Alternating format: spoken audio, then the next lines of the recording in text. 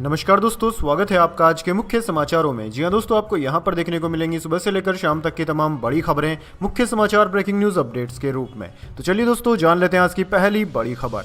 देश भर के कई एयरपोर्ट्स पर चेक इन सिस्टम में दिक्कतें आई। बेंगलुरु में 42 फ्लाइट्स कैंसिल, हैदराबाद में भीड़, दिल्ली में भी असर पड़ा। जी हां दोस्तों, देश के कई एयरपोर्ट्स में बुधवार सुबह से चेक इन सिस्टम में दिक्कतें आ रही है। इससे फ्लाइट ऑपरेशंस प्रभावित हुए हैं। बेंगलुरु एयरपोर्ट में 42 फ्लाइट को कैंसिल करना पड़ा। वहीं दोस्तों, हैदराबाद में एयरपोर्ट पर भारी भीड़ जमा हो गई। दिल्ली में चेक इन प्रोसेस को मैनुअल कर दिया गया है। इसके अलावा दोस्तों, वाराणसी एयरपोर्ट पर यात्रियों को बताया गया है कि माइक्रोसॉफ्ट विंडोज ने दुनिया भर में बड़ी सर्विस आउटेज की रिपोर्ट दी है। इससे एयरपोर्ट पर आईटी सर्विस पर असर पड़ा है। चलिए दोस्तों, जान लेते हैं अगली खबर। फोन में पहले से इंस्टॉल नहीं मिलेगा संचार साथी ऐप, सरकार ने फैसला वापस लिया। विपक्ष ने कहा था इससे जासूसी हो सकती है। जी हां दोस्तों, केंद्र सरकार ने मोबाइल फोन पर संचार साथी ऐप के प्री इंस्टॉलेशन यानी कि पहले से डाउनलोड के फैसले को वापस ले लिया है। टेलीकॉम डिपार्टमेंट ने कहा कि संचार साथी ऐप की बढ़ती लोकप्रियता को देखते हुए सरकार ने मोबाइल बनाने वाली कंपनी के लिए प्री इंस्टॉलेशन की अनिवार्यता खत्म कर दी है। टेलीकॉम डिपार्टमेंट ने बताया कि बुधवार दोपहर 12 बजे तक 1.40 करोड़ डाउनलोड हो चुके हैं। 2 दिन में अपनी मर्जी से ऐप डाउनलोड करने वालों की संख्या में 10 गुना बढ़ोतरी हुई है। उधर केंद्रीय संचार मंत्री ज्योतिरादित्य सिंधिया ने बुधवार को लोकसभा में कहा कि संचार साथी ऐप से जासूसी करना न तो संभव है न ही जासूसी होगी। सिंधिया ने ऐप को लेकर कांग्रेस नेता दीपेंद्र सिंह हुड्डा के सवालों के जवाब पर कहा कि फीडबैक पर मंत्रालय ने ऐप इंस्टॉल करने के आदेश में बदलाव किया है। चलिए दोस्तों, जान लेते हैं अगली खबर। सीएम योगी का सख्त एक्शन प्लान, पूरे प्रदेश में रोहिंग्या व बांग्लादेशियों की खोज, हर मंडल में डिटेंशन सेंटर की तैयारी।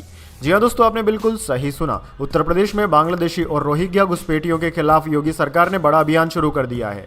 सरकार ने प्रदेश भर में अवैध रूप से रह रहे विदेशी नागरिकों की पहचान कर उन्हें बाहर निकालने की दिशा में तेज कदम उठाए हैं। सीएम योगी आदित्यनाथ ने इस संबंध में 17 नगर निकायों को विशेष निर्देश जारी किए हैं, जिसके बाद प्रशासन एक्शन मोड में आ गया है। दरअसल दोस्तों, मुख्यमंत्री के निर्देशों के अनुसार सभी 17 नगर निकायों को अपने अपने क्षेत्रों में काम कर रहे बांग्लादेशी और रोहिंग्या नागरिकों की विस्तृत सूची तैयार कर कमिश्नर और आईजी को सौंपने को कहा गया है। चलिए दोस्तों, जान लेते हैं अगली खबर। कांग्रेस ने मोदी का चाय बेचते एआई वीडियो पोस्ट किया। चाय बोलो बोलते दिखाया गया। भाजपा बोली शर्मनाक, जनता कभी माफ नहीं करेगी। जी हां दोस्तों, कांग्रेस ने बुधवार को सोशल मीडिया प्लेटफॉर्म एक्स पर प्रधानमंत्री मोदी का चाय बेचते हुए एक एआई जनरेटेड वीडियो पोस्ट किया है। इसमें प्रधानमंत्री को चाय वाला दिखाया गया है। उनके हाथ में चाय की केतली है, दूसरे हाथ में ग्लास है। वीडियो में मोदी को जोर जोर से चाय बोलो, चाय चाय चाय चाहिए बोलते दिखाया गया है।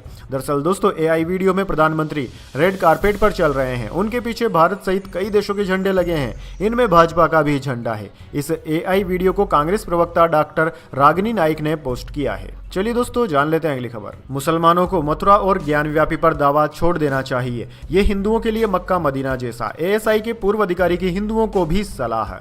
जी हां दोस्तों, इंडिया आर्कोलॉजिकल सर्वे यानी कि एएसआई के पूर्व रीजनल डायरेक्टर के मोहम्मद ने कहा कि मुसलमानों को 2 और ऐतिहासिक जगह छोड़ देनी चाहिए जो मंदिर भी है। पहली मथुरा जो भगवान श्री कृष्ण का जन्म स्थान है, दूसरी ज्ञानव्यापी जो कि भगवान शिव से जुड़ी है। न्यूज एजेंसी एएनआई से बात करते हुए के मोहम्मद ने कहा कि यह जगह मुसलमानों को हिंदू समुदाय को भव्य हिंदू मंदिर बनाने के लिए सौंप देनी चाहिए। मथुरा काशी हिंदुओं के लिए उतने ही पवित्र है और महत्वपूर्ण है जितने मक्का और मदीना मुसलमानों के लिए है। चलिए दोस्तों, जान लेते हैं अगली खबर। सुप्रीम कोर्ट बोला बांग्लादेश डिपोर्ट की गई गर्भवती को वापस लाया जाए, कानून इंसानियत से बड़ा नहीं। केंद्र ने जून में परिवार को देश से निकाल दिया था। जी हां दोस्तों, सुप्रीम कोर्ट ने बुधवार को केंद्र सरकार से कहा कि वह 9 महीने की गर्भवती सोनाली खातून और उनके 8 साल के बच्चे को बांग्लादेश से वापस लेकर आए। अदालत ने कहा कि कानून को कभी कभी इंसानियत के आगे झुकना होता है।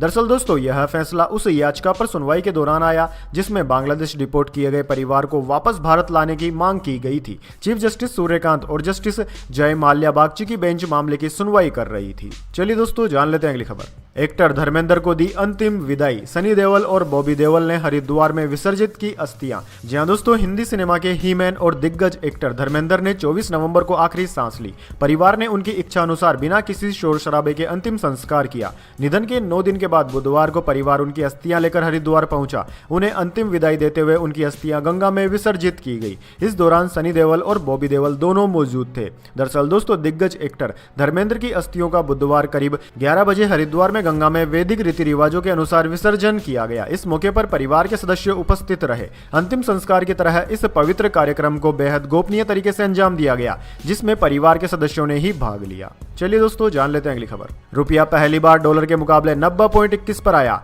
इससे सोना, क्रूड ऑयल और विदेशी सामान महंगे होंगे, एक्सपोर्टर्स को फायदा। जी हां दोस्तों, रुपया 3 दिसंबर को डॉलर के मुकाबले अब तक के सबसे निचले स्तर पर पहुंच गया है। पीटीआई के अनुसार आज डॉलर के मुकाबले रुपया 25 पैसे कमजोर होकर 90 रुपये 21 पैसे के सबसे निम्न स्तर पर पहुंच गया है। इससे पहले मंगलवार को यह 89.96 रुपये पर बंद हुआ था। दोस्तों, आपको बता दें, लगातार विदेशी फंड्स की निकासी ने रुपये पर दबाव बनाया है। रुपया 2025 में अब तक 5.26% कमजोर हो चुका है। 1 जनवरी को रुपया डॉलर के मुकाबले 85.70 के स्तर पर था, जो कि अब 90.21 रुपये के लेवल पर पहुंच गया है। चलिए आगे बढ़ते हैं। दिल्ली एमसीडी उपचुनाव में बीजेपी को 2 सीटों का नुकसान है। 9 से घटकर 7 सीटें हुई। कांग्रेस का खाता खुला। आम आदमी पार्टी की 3 सीटें बरकरार।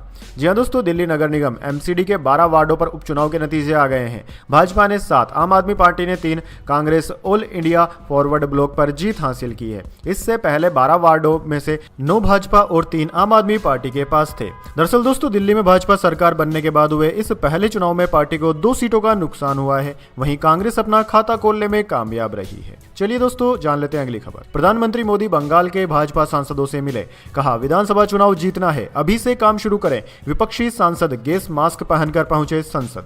जी हां दोस्तों, संसद के शीतकालीन सत्र का बुधवार को तीसरा दिन था। प्रधानमंत्री मोदी ने सुबह 11 बजे दोनों सदनों की कार्यवाही से पहले संसद परिसर में पश्चिम बंगाल के भाजपा सांसदों से मुलाकात की। उन्होंने सांसदों से कहा कि राज्य के मौजूदा हालात को लेकर जनता से बातचीत की जरूरत है। प्रधानमंत्री ने कहा कि जमीनी स्तर पर जो कुछ हो रहा है उसका बड़ा विरोध करना चाहिए। 2026 विधानसभा चुनाव को लेकर प्रधानमंत्री ने सांसदों से डिटेल में प्रेजेंटेशन तैयार करने, पॉलिटिकल प्लानिंग और लोगों को संगठित करने के लिए ग्राउंड वर्क पर काम पूरा करने का निर्देश दिया है। चलिए दोस्तों, जान लेते हैं अगली खबर। नए आधार ऐप में घर बैठे एड्रेस और नाम बदल सकेंगे। मोबाइल नंबर बदलने की सुविधा शुरू, किसी डॉक्यूमेंट की जरूरत नहीं। जी हां दोस्तों, अब आप घर बैठे आधार कार्ड में रजिस्टर्ड मोबाइल नंबर बदल सकते हैं।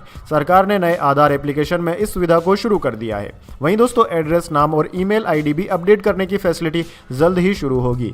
नई डिजिटल सर्विस की घोषणा आधार को रेगुलेट करने वाली संस्था unique identification authority of India उदय ने की है। इन बदलावों के लिए यूजर्स को किसी डॉक्यूमेंट की जरूरत नहीं होगी। ऐप पर ओटीपी वेरिफिकेशन और फेस ऑथेंटिकेशन से सब कुछ चेंज किया जा सकेगा। इस सर्विस से दूर दराज इलाकों में रहने वाले लोग, सीनियर सिटीजन और माइग्रेट करने वालों को आसानी होगी। चलिए दोस्तों, जान लेते हैं अगली खबर। यूपी में घुसपैठियों के खिलाफ एक्शन हो गया तेज। लखनऊ की बस्तियों में चेकिंग, हर मंडल में बनेंगे डिटेंशन सेंटर। जी हां दोस्तों, आपने बिल्कुल सही सुना। उत्तर प्रदेश में अवैध रूप से रह रहे बांग्लादेशी रोहिंग्या घुसपैठियों पर एक्शन तेज हो गया है। मुख्यमंत्री योगी आदित्यनाथ ने 17 नगर निकायों में घुसपैठियों की पहचान करने, उनकी सूची बनाने और डिटेंशन सेंटर भेजने के निर्देश दे दिए हैं, जिसके बाद से प्रशासन ने बड़े स्तर पर अभियान शुरू कर दिया है। चलिए दोस्तों, जान लेते हैं अगली खबर।